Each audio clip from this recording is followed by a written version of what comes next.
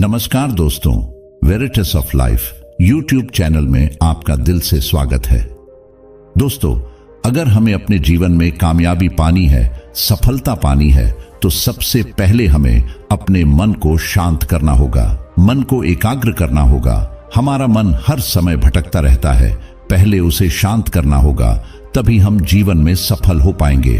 अगर आपके कई प्रयासों के बाद भी आपका मन शांत और एकाग्र नहीं हो पा रहा है, तो इस वीडियो में बताई गई इन 4 आदतों को छोड़कर हम अपने मन को शांत करके कामयाबी हासिल कर सकते हैं। तो चलिए उन 4 आदतों को एक कहानी के माध्यम से समझते हैं। बहुत समय पहले की बात है, प्रीतम नाम का राजकुमार महात्मा बुद्ध के पास आता है और वह महात्मा बुद्ध से कहता है, आप हमेशा कहते रहते हैं कि ध्यान करो, लेकिन मेरे लिए ध्यान करना तो दूर की बात है, मैं कुछ समय के लिए अपनी आंखें बंद करके शांति से बैठ भी नहीं पाता हूं। मेरा मन इतना बेचैन है कि यह हर समय कुछ न कुछ सोचता रहता है। मैं जब भी ध्यान करने बैठता हूं तो मेरे अंदर विचारों का तूफान आने लगता है, लोगों के बारे में सोचकर, अपने जीवन की बीती घटनाओं के बारे में और अपने भविष्य के बारे में, और ऐसी ही न जाने कितने सारे अजीबोगरीब विचार लगातार मेरे मन में आते रहते हैं। मैं इन्हें रोकने की बहुत कोशिश करता हूं, लेकिन जब मैं इन्हें रोकने में असफल हो जाता हूं तो मैं ध्यान को तोड़कर उदास होकर बैठ जाता हूं। ये सब बातें कहने के बाद वह महात्मा बुद्ध की ओर देखता है और कहता है, बुद्ध, आप मेरी इस समस्या का कोई समाधान बताएं। बुद्ध ने कहा, मैं क्या समाधान बता सकता हूं? सोचो, तुम्हारा ही मन है, लेकिन यह तुम्हें कुछ देर तक आंख बंद करके बैठने भी नहीं देता है। कितना आजाद कर रखा है तुमने इसे। राजकुमार ने कहा, बुद्ध, मैंने बहुत सोचा, लेकिन मुझे अपनी समस्या का कोई समाधान नहीं मिला, इसलिए मैं आपकी शरण में आया हूं। अब आप ही कोई रास्ता दिखाएं। बुद्ध ने कुछ देर तक राजकुमार के चेहरे की तरफ बड़े ध्यान से देखा और फिर कहा, ठीक है, मैं तुम्हें तुम्हारी इस समस्या का समाधान बताता हूं। तुम्हें यह 4 आदतें छोड़नी होगी और फिर तुम्हारा मन शांत हो जाएगा। राजकुमार पूरे ध्यान लगाकर बुद्ध की बातें सुनने लगा। बुद्ध ने कहा, पहली आदत है जो तुम्हें छोड़नी है वह है समय को काटना, यानी समय बर्बाद करना। लोगों को लगता है कि वह समय को काट रहे हैं, लेकिन असल में समय हर बार उन्हें काट रहा है। लोगों के द्वारा समय को व्यर्थ के कामों में बर्बाद करने का केवल एक ही कारण है, और वह ये है कि उन्हें लगता है कि उनके पास बहुत समय है, जबकि सच्चाई यह नहीं है, क्योंकि उनसे पहले वाले लोगों को भी यही लगता था कि उनके पास बहुत समय है, लेकिन उन्हें पता नहीं चल पाया कि कब समय बीत गया और उनका बुलावा आ गया। और जब तक उन्हें अपनी गलती का एहसास हुआ, तब तक समय उनके हाथ से निकल चुका था। बस पश्चाताप रह गया था कि सारा जीवन व्यर्थ के कामों में बर्बाद कर दिया, और फिर वह चले गए इस दुनिया से बिना खुद को जाने, बिना इस जीवन की सच्चाई को समझे। इसलिए जब तक यह जीवन है, इसे अच्छे कामों में लगाओ, खुद को जानने में, दूसरों की मदद करने में, लोगों को सही राह दिखाने में, मानवता के कल्याण में।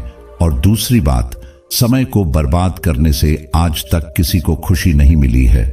हालांकि समय काटने से तुम्हें क्षणिक खुशी तो महसूस हो सकती है, लेकिन जब तुम्हें होश आता है और तुम देखते हो कि कितना सारा समय बर्बाद किया जा चुका है, तब तुम्हें खुद पर क्रोध आता है और तुम पश्चाताप के भाव से भर जाते हो। और फिर यही पश्चाताप का भाव तुम्हारे अंदर तनाव पैदा करता है और तुम बेचैन हो जाते हो और लगातार अपनी उस गलती के बारे में सोचते रहते हो।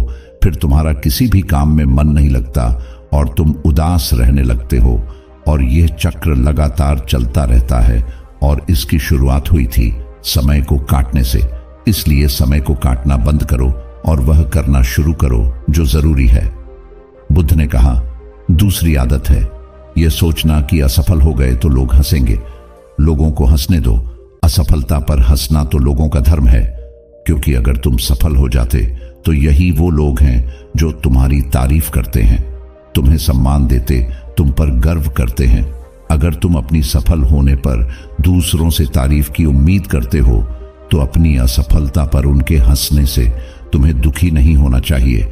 और समस्या ही यही है कि हम इंसान असफलता को बुरा मानते हैं, जबकि असफल होना सफल होने से भी ज्यादा जरूरी है, क्योंकि बिना असफल हुए सफल इंसान के अंदर घमंड और दूसरों को खुद से छोटा समझने की भावना पैदा करती है, जबकि असफलता हमें विनम्र रहना, धैर्य रखना और लगातार प्रयास करना सिखाती है।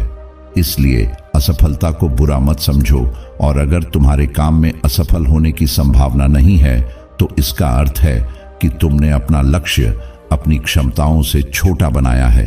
और अगर लोग तुम पर हंस नहीं रहे हैं, तुम्हें ताने नहीं मार रहे हैं, तुम्हारी बुराई नहीं कर रहे हैं, तो तुम अंदर से मरे हुए हो। तुम अपनी मानसिक सीमाओं से बाहर जाकर कुछ नया करने का प्रयास नहीं कर रहे हो, क्योंकि असफल भी वही होता है जो कुछ नया करने का प्रयास करता है।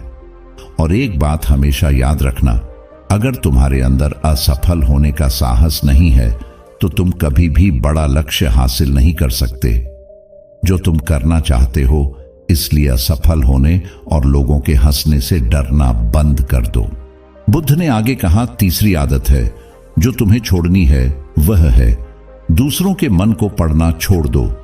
तुम और तुम्हारे जैसे ज्यादातर लोग यही गलती कर रहे हैं कि वह दूसरों की मन की बातों को पढ़ने का प्रयास कर रहे हैं।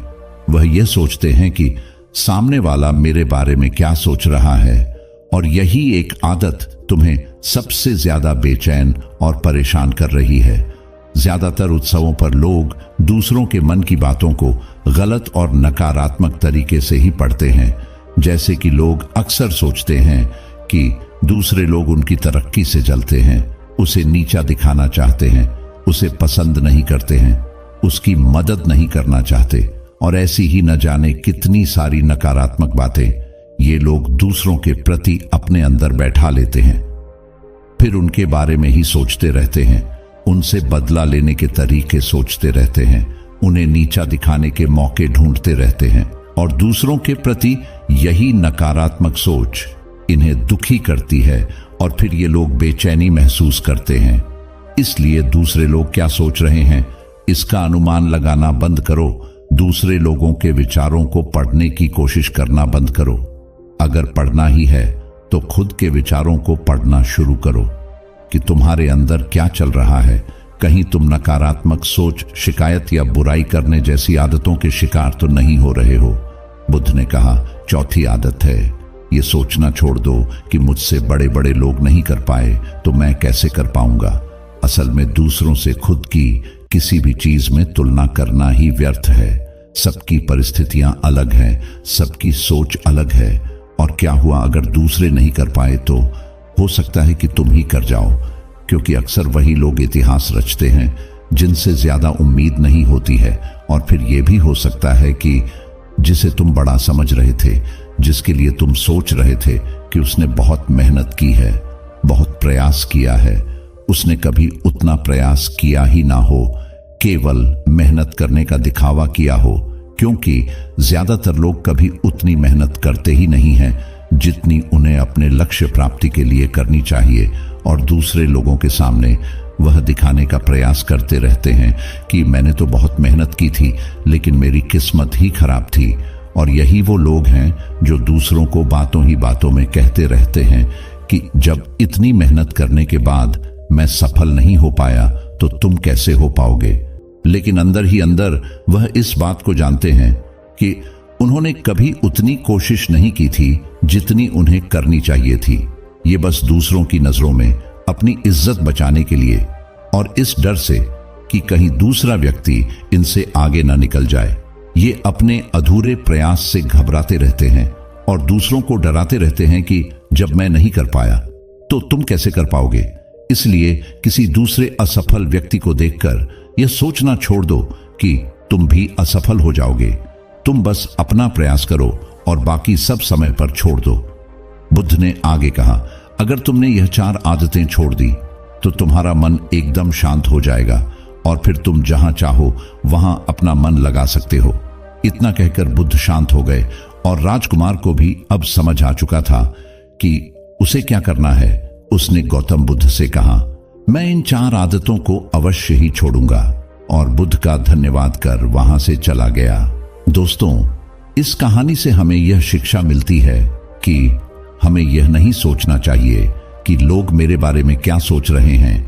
अगर मैं कोई काम करता हूं तो लोग उस काम को लेकर हंसेंगे। इसके अलावा हमें अपना समय व्यर्थ ही बर्बाद नहीं करना चाहिए। इसके अलावा हमें कभी भी ये नहीं सोचना चाहिए कि अगर किसी व्यक्ति से कोई काम नहीं हो पाया है तो मैं उसे नहीं कर पाऊंगा। दोस्तों, अगर आप मेहनत से किसी भी काम को करते हैं तो कोई भी काम छोटा या बड़ा नहीं होता और एक ना एक दिन सफलता अवश्य मिलती है। आशा करता हूं कि आप भी ये 4 आदतें आज से छोड़ने का प्रयास करेंगे। धन्यवाद।